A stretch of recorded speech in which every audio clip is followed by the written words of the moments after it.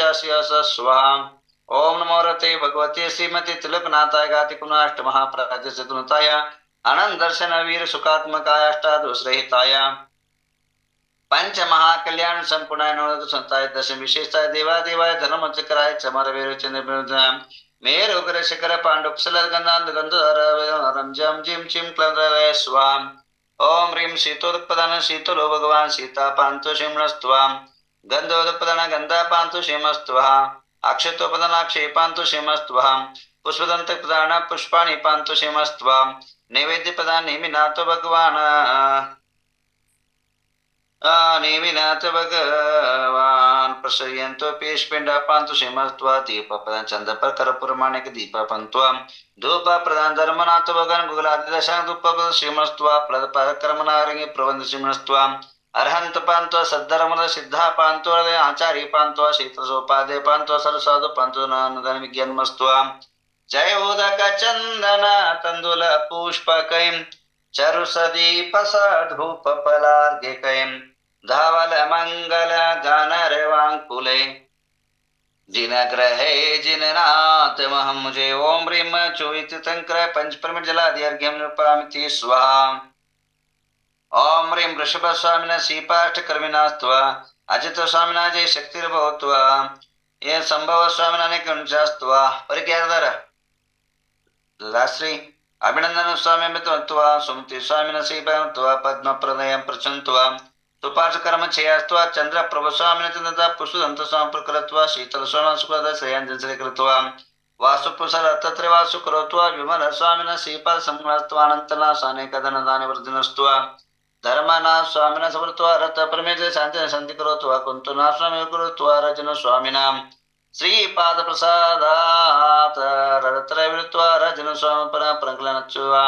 मलिना स्वाचन करोत्वा। मुनिशुना स्वामिना श्रीपाद सम्यक दर्शन चास्त्वा। नवीना स्वामिना श्रीपाद प्रसम्यक ज्ञान चास्त्वा। रिष्टे स्वामिना क्षेम च ददात्वा। सिंधु पार्श्वट्टारक स्वामिना सर्वविघ्नतो वर्धमान स्वामिना श्रीपाद प्रसम्यक दर्शनाष्ट गुण चास्त्वा।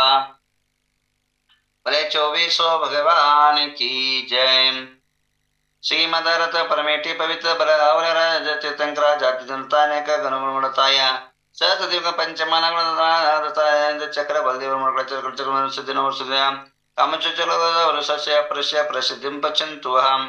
ओम नरपसति सहस्रांकृत सार्वभौमराज राज परमेश्वर बलदेवानुग्रहतायां मंदकणांच पुरुषया सरस्वत्या प्रियंतां प्रियंतां मति समझे ज्ञान शिवा प्रियंतां प्रियंतां कोटभ बीज समझ शिवा प्रियंतां प्रियंतां जलचन जंगाचन तंतुचन भूमिचन आकाशचन शिवा प्रियंतां प्रियंतां मनोबोलिवैचव काय शिवा प्रियंतां प्रियंतां उग्र तपोदुतु महातप शिवा प्रियंतां प्रियंतां मति स्वतावधिमन प्रिय केवल ज्ञान शिवा प्रियंतां प्रियंतां यमवरुण वायुर्पविरेश शिवा प्रियंतां प्रियंतां अनंत अशोक तख विजय मोर्ग शिवा प्रियंतां इंद्र अग्नि मनिर्तवर्क दस्तिक्पाल शिवा प्रियंतां प्रियंतां सुरासुनि चमन विद्याधर किन राक्षभूत पिशा शिवा प्रियंतां प्रियंतां बुद्ध बृहस्पति राहु कितु महाज्योति देवता शिवा प्रियंतां प्रियंतां चमर विच विनुद श्री विंशति भवन देवता शिवा प्रियंतां प्रियंतां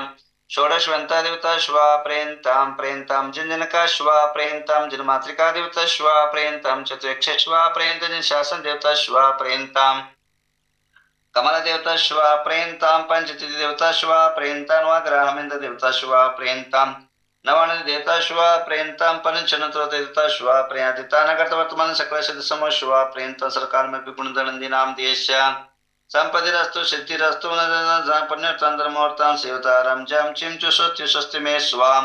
ओम रत्तुकदाय लक्ष्मी प्रदरता वृषभादिदादिनाकिदादिद्राव केतु नगु देवता शिवा प्रियंतां प्रेतित नक्षत्रामादि सर्वे गुरुभक्तां अक्षिण कोष्ठागर भयनादनित मातु मंत्र संबंधी वर्गस्य गुणधरणी नाम देश धन दान ज्योति कीर्ति सामोद प्रामोद भवतु तथास्तु शांतिर्भवतु तथास्तु सिद्धिर्भवतु तथास्तु वेद तथास्तु कानतम अनंतनाथ सायन पुण्यतां धर्मवर्तां शिवर्तां जम जिम चिम च स्वस्ति स्वस्ति मे स्वाहा। ओम नमो रते भगवते श्रीमते पार्श्वरत्नतकभवनं द्वादशगुणोस्कृतं सर्वज्ञ स्वयंभे सिद्धाय वदनदशनन्ति विदं सुखाय सिद्धाय वद सत्यकेन्द्रं अजगात्याजराम अस्माकं श्री गुणधरन्ति नाम देश मृत्युं चिन्ता कामं च बलिकामं च क्रोधिकों चिन्ता पापवैरं चिन्ता सर्वज्ञं शत्रुशतं चिन्ता सर्वशं चिन्ता सर्वभयं च राजभयं चिन्ता सर्वचोरभयं चिन्ता तुष्टभयं च मृगभयं च चिन्ता सर्वग्रहभयं च सर्वदोषं चिन्ता सर्वचामनं सर्वपरमन्तं सर्वशूलरोगं चिन्ता सर्वकक्षरोगं चिन्ता नरकजयजमारिं चिन्ता सर्वश्यमारिं चिन्ता सर्वदान सर्वधर्मं चिन्ता सर्व फलपरम सर्वराट देशमारिं चिदं विश्वं चिदं शाक्निभुगवेदनीयं समोनियं स कर्मणदुर्गतं चिन्ता ओम सुदर्शन महाराज चक्र विक्रय तेजो बल सौर शांतिम कुरु जनानंदम कुरु भगवान कुरु कुरु सर्व ग्राम नगर कीट कुरु सर्वलोक सत्तम कुरु सर्वानंद कुरु सर्व दुःख मानंद दद पच पच कुट कुट शीघ्रम शीघ्रम सर्वश्मानं हुं फट स्वाहा ओम नमो रते भगवते श्रीमते प्रक्षिणाशेष शांतिनाथाय शांतिकरा सर्व पाप सर्वगुरुलाय सर्वप्रच चामनाम स्नाय ओम राम ह्रीं रूम रोम राशि अवसा मुनदंदिनाम देश सर्वशांतिम तुष्टिम रिद्धिम सिद्धिम आरोग्य संपदाम कुरकुरोरीं नमः स्वाहा ओम राम ह्रीं रूम रोम राशि अवसा सम्यक दर्शन ज्ञान चारित्रेभ्यो ह्रीं नमः मम सर्वकार सिद्धिम कुरकुरो स्वाहा ओम ह्रीं नमो रिहंताणम ओम ह्रीं नमो सिद्धाणम ओम रूम नमो आयर्याणम ओम रोम नमो अच्छायनम ओम रहा नमो लोवे सर्व सावणम सर्वाप मृत्युम गाते गाते आयुष्य वर्धे वर्धय स्वाहा। आइए दो बातें सुन लेते हैं आप सभी के कल्याण के लिए। जीवन के अंदर कुछ समय ऐसे होते हैं जो जीवन को ही भाग्य को उदय कर देता है, भाग्योदय बना देता है। जीवन के कुछ क्षण ऐसे होते हैं जो आप सभी के जीवन के लिए एक मोड़, एक नया मार्ग, जीवन की अति उन्नति कर देता है। तो ऐसा अवसर आप सभी के जीवन में हम ला रहे हैं। देश राष्ट्र के अंदर शांति की स्थापना हो, संपूज्यका नाम प्रतिपालका नाम देशस्य राष्ट्रस्य करोति शांति, देश राष्ट्र की कर शांति की प्राप्ति हो। इसलिए जो है नवग्रह तीर्थ के अंदर, भारत के अंदर कहीं भी इतना बड़ा यज्ञ नहीं हुआ हो, वह हमारे यहाँ पंच कल्याण में हो रहा है, जो कभी आपने कल्पना नहीं किया हो, कभी विचार नहीं किया हो। एक नहीं, दो नहीं, 9,999 कुंड। इतिहास उठा के देख लीजिए। हवन एक शक्ति और जागृति का कारण है, और मैंने अपने हवन के माध्यम से कई शक्तियां पाई है, और ऐसे ऐसे उदाहरण मैं आपको दूं। आपने नाम सुना होगा चंद्रा स्वामी और नरसिंह राव। 2000 का विषय है। सन 2000 के अंदर मैं ऐसे ही जो है प्रतिज्ञा करने के बाद बाहर बैठा था। नरसिंह राव का फोन आता है प्रधानमंत्री जी का, करीब 8 बजे, और कुछ मेरे बहुत संकट में हूं, बहुत कष्ट में हूं, मुझे उपाय बताए। और मैं अपने आपके पास चंद्रा स्वामी को भेज रहा हूं, और इनके लिए कुछ परिहार व्यवस्था करें। उस टाइम वो प्रधानमंत्री मांझी हो गए थे, भूतपूर्व हो गए थे। मैंने उनकी बातें सुनी, मैंने टाइम दिया। बोले ऐसा नहीं, मेरे पास, मैं एक टाइम देता हूं, उस टाइम पर आना बोला। उसके बाद 3 महीने के बाद मैंने उनको टाइम दिया। उस टाइम चंद्रा स्वामी के ऊपर 125 केस लगभग थे। नरसिंह राव पर भी अनेकों समस्या, अनेकों केस थे। उसके बाद हमने नमोकार मंत्र महिमा करके एक पुस्तक है, उसके अंदर बंधन मुक्ति विधि है। बंधन मुक्ति विधान का यज्ञ किया, जो यज्ञ 12 घंटा चला। अमावस्या था, अमावस्या के अंदर यज्ञ करवाया, 12 घंटा यज्ञ चला।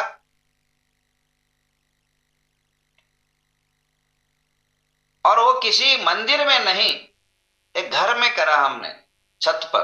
कारण ये था, सिक्योरिटी का विषय था और पर्सनल विषय होने के कारण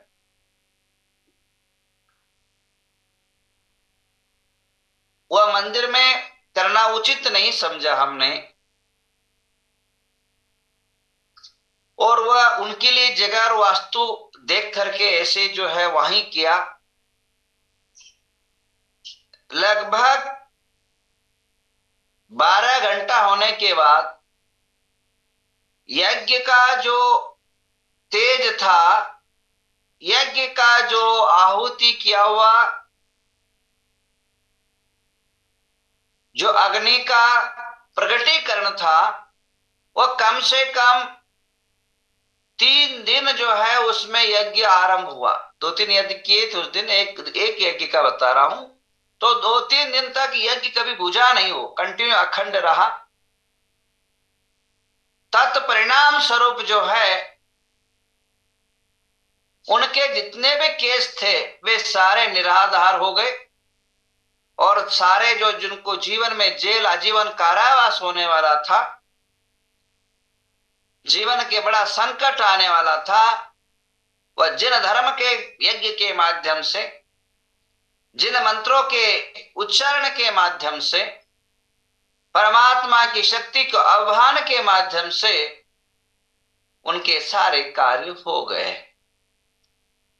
उसके बाद वो जब तक जीवित रहे, मैं जहां जहां मैं गया वहां मैं खुद स्पेशल विमान लेकर के आते थे। साल में 2-3 बार मिलने आने लग गए। बाद में वो अपने दोनों ही चले गए ऊपर, वो बात अलग है। पर जब तक जीवित रहे, मैं 2007 तक कंटिन्यू जो है मैंने जहां जहां चतुर्मास किया, चाहे वो अलगुर समझो, चाहे गोकाक समझो, चाहे या अमीन भाभी आदि भी जहां जहां किया, वे सब उस टाइप पर आए वो। और जब जब उनकी एनाप हो रहे, सभी जगह वह आए और उनकी संकट और समस्या है उनको दूर करा मैंने। तो कहने का तात्पर्य यह है कि मनुष्य के जीवन में यज्ञ का बड़ा महत्व है। यज्ञ कभी भी पशु बलि से सार्थक नहीं हो सकता है। धान्यों और वनस्पतियों में वह शक्ति, वह सामर्थ्य है कि आपकी मन की मुरादे को पूर्ण करने में सक्षम रखती है। और यज्ञों के नाम पर प्राणियों को बलि देना ये महा अपराध है और नरकादि गति का कारक बनता है। कई लोग यज्ञ के नाम पर बलि का प्रावधान करते हैं, वह बिल्कुल जो है शास्त्रोक्त नहीं है। इसकी बड़ा एक कहानी भी है, नारद आदि की कहानी भी आपको जैन शास्त्रों में प्राप्त होता है। मैं और कभी उसको बताऊंगा, अभी समय संदर्भ नहीं है। बट सप्त धान्यों से, अनेकों धान्यों से, अनेकों पदार्थों से, वनस्पतियों से जो यज्ञ होता है, साइंस भी मानता है, साइंटिफिक भी है, वातावरण शुद्ध होता है। इसी प्रकार मेरा यज्ञ मैं जो कराता हूं हवन, वह एक अद्भुत होता है। भारत देश के अंदर कितना ही आंखों का सूक्ष्म आदमी भी आए और मैं कम से कम 5 घंटा हवन कराऊंगा, एक बार भी एक आंसू के बूंद भी आपकी आंखों में नहीं आएगा, ना नाक बहेगी। बिल्कुल आप जैसे हो वैसे दिखेगा। इतनी तेज, इतनी ताकतवर जो है हमारा यज्ञ होता है। जो यज्ञ होने के बाद रिजल्ट 1-1.5 महीने के अंदर रिजल्ट आना आरंभ हो जाता है, फलीभूति होने लग जाता है, कार्य सिद्ध होने लग जाते हैं। जिसने जो भाना भाई वह कार्य सिद्ध हो जाता। पिछले यज्ञ के अंदर, नवरात्रि के अंदर यज्ञ कराता हूं, पिछले यज्ञ के अंदर हरिगिरी का शुगर फैक्ट्री पर प्रतिबंध लगा और मैंने यज्ञ कराया और वो प्रतिबंध हट गया और कोर्ट में भी उनके अनुसार हो गया। और अलगुर के पास अलगुर में चतुर्मास करने के बाद जमखंडी में रहा था, प्रभुलिंगेश्वर शुगर फैक्ट्री है। वो कम से कम 15 लाख क्रेशिंग करता है वो। तो गुड़गंटे करके वो साहब है, वो लिंगायत है। तो परेशान होकर के मेरे पास आए, महाराज मैंने फैक्ट्री लगाया, इतना परेशान हो चुका हूं, एक काम शुरू हो जाता, दूसरा बंद हो जाता, दूसरा बंद होता, तीसरा शुरू हो जाता है। मतलब यहाँ चलाना ही भारी हो गया। चातुर्मास के बाद मैं देखता हूँ, बोले क्या है, उधर से विहार करूंगा तो रास्ते में पड़ेगा। देखता हूं जैसे ही हुआ वहां रहे हम, एक नाइट रहे, दूसरा दिन विधि बता के आए। डेली जो है, क्योंकि वहां पूरा हवन तो नहीं कराया मैंने, केवल विधि बताया, कुछ चीज विधि, कपूर लवंग आदि के जो भी जिस दिशा में जलाने के लिए उपाय बताया। और आज 2003 रहा और आज 2024, इतने जो है 20 साल के अंदर एक बार भी फैक्ट्री बंद नहीं हुआ, कोई समस्या नहीं हुआ। और दिन दुगना रात गुना चौगुना उनके कार्य सिद्ध हुए। और इसी प्रकार जो है आज वह उसी क्षेत्र के एमएलए बन गए। अभी आज इस बार अभी एमएलए है। कल परसों ही जो है उनका समाचार आया था, अरे महाराज आइए, तो अब वो संभव नहीं है उतना दूर जाना। तो कहने का तात्पर्य यह है कि कई लोगों की कई समस्याएं जो है निपट जाते हैं, रुके हुए काम दौड़ने लग जाते हैं, बंधे हुए काम, बिगड़े हुए काम सुधरने लग जाते हैं। यज्ञ परम शक्ति को प्रदान करता है। मैंने अपने जीवन के अंदर तमाम प्रकार के शास्त्रों को अध्ययन करने के बाद ये पाया कि यज्ञ करने के बाद उसकी जो एनर्जी है वह अद्भुत होती है। उसकी बखान हम जेब से करना संभव नहीं है। कई लोगों को लगता है यज्ञ क्या लकड़ी जलाना, वो लकड़ी जलाना ही है, पर वो यज्ञ नहीं। पर विधिवत यज्ञ करे, उसका जो ताकत, उसकी जो एनर्जी प्राप्त होती है, वह हम सोच नहीं सकते, कल्पना नहीं कर सकते। तो इसलिए क्षेत्र एक अतिशय क्षेत्र बने, लोगों के अतिशय हो। आप लोगों के जो सुमेरु पर्वत मात्र पर्वत बना न रहे, मात्र एक दर्शनी नहीं रहे, एक केवल काल्पनिक वस्तु ही न रहे, एक जो है एक शक्ति का केंद्र बने वो सुमेरु पर्वत। उसके चारों तरफ, सुमेरु के पर्वत के चारों तरफ एक ऐसा यज्ञ होगा जो दर्शनीय होगा, एक रमणीय होगा, एक मनोहर दृश्य आपको देखने को मिलेगा।